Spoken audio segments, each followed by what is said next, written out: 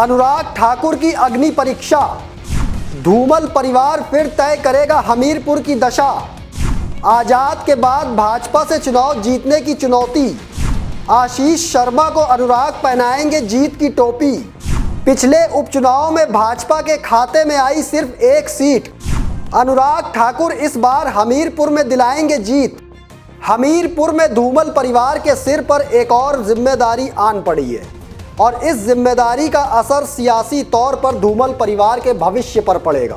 ऐसा इसलिए क्योंकि भाजपा सांसद अनुराग सिंह ठाकुर के लिए उपचुनाव में हमीरपुर सीट को जीतना बड़ी चुनौती से कम नहीं है और इसे अनुराग सिंह ठाकुर की आखिरी अग्नि परीक्षा के रूप में देखा जा रहा है। जी हाँ दोस्तों, नमस्कार। आप देख रहे हैं समाचार फर्स्ट टू द पॉइंट और मैं हूं आपके साथ बालकृष्ण। दरअसल लोकसभा चुनाव के साथ 6 विधानसभा की सीटों पर हुए उपचुनाव में भाजपा के खाते में 4 लोकसभा सीटें और 2 विधानसभा की सीटें आई हैं। इसमें सबसे दिलचस्प और ख़ास बात यह है कि उन 6 विधानसभा सीटों में से 4 सीटें ऐसी थी जो सिर्फ भाजपा सांसद अनुराग सिंह ठाकुर की हमीरपुर लोकसभा क्षेत्र में आती हैं, जिसमें बड़सर, सुजानपुर, गगरेट और कुटलैहड़ शामिल हैं। भाजपा के अनुराग ठाकुर लोकसभा में हमीरपुर से 5वीं बार सांसद तो बन गए, लेकिन हमीरपुर की 4 विधानसभा सीटों पर हुए उपचुनाव में भाजपा के खाते में सिर्फ एक ही सीट बड़सर वाली आ पाई, जबकि कांग्रेस ने हमीरपुर लोकसभा क्षेत्र की 3 विधानसभा सीटों सुजानपुर, कुटलैहड़ और गगरेट में जीत का परचम लहराया। बड़ी बात तो ये रही कि भाजपा के हाथ से एक बार फिर पूर्व मुख्यमंत्री प्रोफेसर प्रेम कुमार धूमल की सुजानपुर सीट हाथ से निकल गई।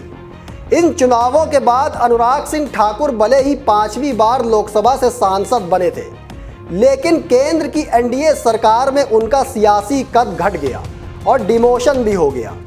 लोकसभा चुनाव से पहले अनुराग सिंह ठाकुर केंद्रीय मंत्री थे, जबकि इस बार वो सिर्फ भाजपा के सांसद ही हैं। अनुराग सिंह ठाकुर की जगह भाजपा के राष्ट्रीय अध्यक्ष जगत प्रकाश नड्डा को केंद्रीय मंत्री का पद हिमाचल के खाते से दिया गया। भले ही जगत प्रकाश नड्डा का चुनाव क्षेत्र हिमाचल प्रदेश नहीं है, लेकिन उनका गृह क्षेत्र जरूर हमीरपुर का बिलासपुर जिला है। ऐसे में माना गया कि हिमाचल प्रदेश को एक मंत्री पहले अनुराग के रूप में मिला हुआ था और अब जब अनुराग को मंत्री पद 2024 में नहीं मिला तो जेपी नड्डा को उनकी जगह केंद्रीय मंत्री बनाया गया है। लेकिन अब 3 विधानसभा सीटों पर होने वाले उपचुनाव की बात है। ऐसे में हमीरपुर की सीट अनुराग सिंह ठाकुर और धूमल परिवार के लिए भी नाक का सवाल बन गई है। ये अनुराग सिंह ठाकुर की आखिरी अग्नि परीक्षा है। ऐसा इसलिए क्योंकि इसके बाद सीधे 2027 में विधानसभा के चुनाव होने हैं और 2029 में लोकसभा के चुनाव होने हैं।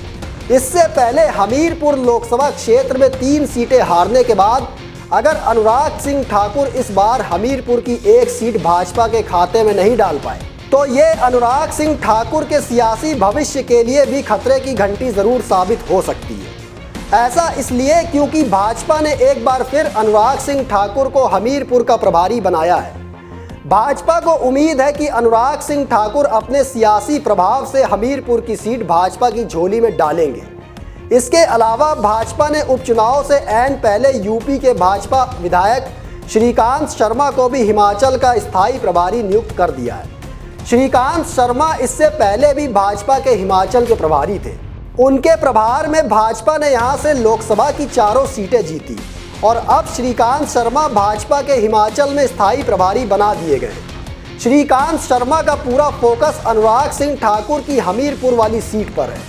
प्रभारी बनाए जाने के बाद से ही एक्शन मोड में आते हुए श्रीकांत शर्मा ने उत्तर प्रदेश से एक विशेष रणनीतिकार डॉक्टर महेंद्र सिंह को हिमाचल प्रदेश भेजा है, जो कि हमीरपुर में कैंप लगाए हुए हैं और यहीं से तीनों विधानसभा क्षेत्रों के उपचुनाव में प्रचार के दिशा निर्देश दे रहे हैं। 8 जुलाई की शाम प्रचार थम जाएगा। इसके बाद डोर टू डोर प्रचार होगा। 10 जुलाई को मतदान होना है और 13 जुलाई को मतगणना होगी। ऐसे में हमीरपुर इन तीनों सीटों के लिहाज से भाजपा का पावर सेंटर बन गया है। हमीरपुर का नाम जब भी सियासत के लिहाज से लिया जाता है, उसके पीछे सिर्फ 2 चेहरे निकल कर सामने आते हैं। एक है पूर्व मुख्यमंत्री प्रोफेसर प्रेम कुमार धूमल और दूसरे हैं खुद अनुराग सिंह ठाकुर। ऐसे में खुद मुख्यमंत्री ठाकुर सुखविंदर सिंह सुक्खू के गृह जिले हमीरपुर में ये सीट जीतना भाजपा के लिए तो चुनौती है ही, साथ ही अनुराग सिंह ठाकुर के लिए भी चुनौती है। ऐसा इसलिए क्योंकि आशीष शर्मा इस बार आज़ाद नहीं बल्कि भाजपा की टिकट पर चुनाव लड़ रहे हैं। ऐसे में पिछली बार हुए 6 सीटों पर उपचुनाव के नतीजों के अगर देखा जाए तो परिस्थितियां भाजपा के अनुकूल नज़र फिलहाल हमीरपुर में तो नहीं आती दिख रही हैं। अब देखना दिलचस्प होगा कि 3 सीटों के साथ हमीरपुर की सीट किसके खाते में जाती है। क्या अनुराग सिंह ठाकुर इस बार सियासत की पिच पर अपने प्रभाव से कांग्रेस को क्लीन बोल्ड कर पाएंगे, या फिर मुख्यमंत्री ठाकुर सुखविंदर सिंह सुक्खू हमीरपुर से एक और सीट को कांग्रेस की झोली में डालने में कामयाब होंगे। दोस्तों फिलहाल मुझे दीजिए इजाज़त, फिर मिलेंगे एक और स्पेशल रिपोर्ट लेकर। लेकिन कमेंट बॉक्स में आप अपनी राय देना ना भूलिएगा। तब तक के लिए धन्यवाद।